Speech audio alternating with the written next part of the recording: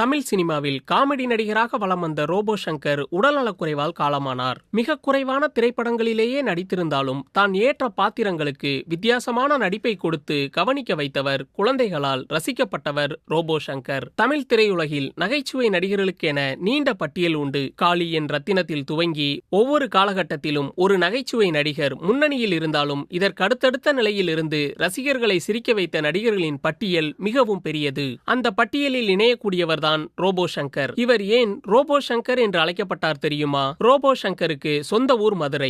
உடற்பயிற்சியின் மீது ஆர்வம் கொண்டிருந்த இவர் ஒரு நடன குழுவிலும் இணைந்து செயல்பட்டு வந்தார். ஒரு முறை உடல் முழுக்க பெயிண்ட் அடித்து ரோபோவை போல இவர் ஆடிய நடனம் பிரபலமானது.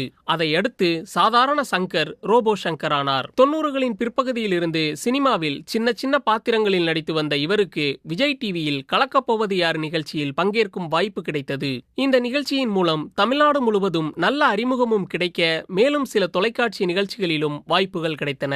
இந்த நிலையில் கோகுல் இயக்கத்தில் ஜீவா நடித்து வெளியான ரவுத்திரம் படத்தில் ஒரு பெரிய பாத்திரம் கிடைத்தது. ஆனால் படம் வெளியான போது இவரது பாத்திரம் அதில் பெரியதாக இல்லை.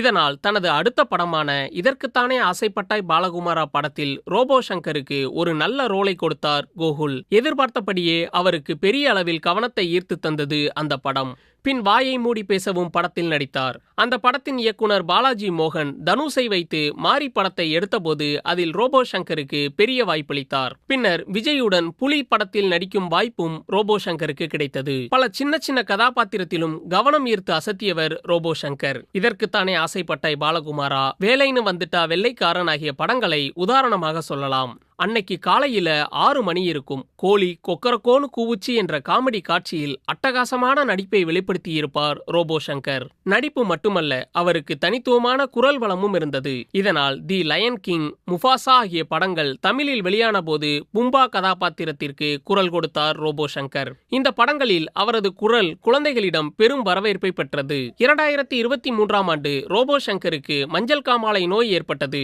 உடல் எடை வெகுவாக குறைந்தது. அதற்கு பிறகு உடல்நலம் தேறி திரைப்படங்களில் நடித்து வந்தார். இந்த நிலையில் புதன்கிழமை சென்னையில் ஒரு படப்பிடிப்பில் இருந்தபோது திடீரென மயங்கி விழுந்தார். இதையடுத்து பெருங்குடியில் உள்ள மருத்துவமனை ஒன்றில் சேர்க்கப்பட்டார். உடல்நிலை பின்னடைவை சந்தித்த நிலையில் தீவிர சிகிச்சை பிரிவுக்கு மாற்றப்பட்டார். தொடர்ந்து சிகிச்சை அளிக்கப்பட்டு வந்த நிலையில் சிகிச்சை பலனின்றி வியாழக்கிழமை உயிரிழந்தார். மருத்துவமனை வெளியிட்ட செய்திக்குறிப்பில் ரோபோ சங்கருக்கு உணவு பாதை உள்ளுறுப்புகளில் கடுமையான இரத்த கசிவு மற்றும் சிக்கலான அடிவயிற்று பிரச்சனையால் பல உறுப்புகளின் செயல்பாட்டில் நிறுத்தம் ஏற்பட்டதாக கூறப்பட்டுள்ளது.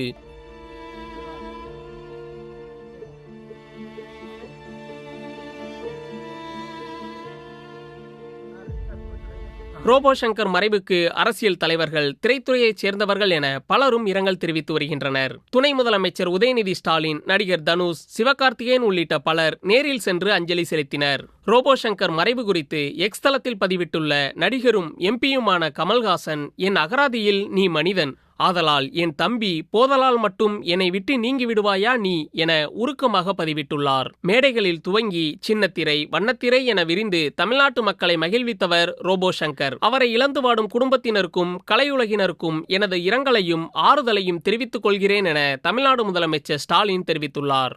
அதேபோல எதிர்க்கட்சித் தலைவர் எடப்பாடி பழனிசாமி, தமிழ்நாடு பாஜக தலைவர் நயினார் நாகேந்திரன், தமிழ்நாடு காங்கிரஸ் தலைவர் செல்வ பெருந்தகை என பலரும் இரங்கல் தெரிவித்துள்ளனர்.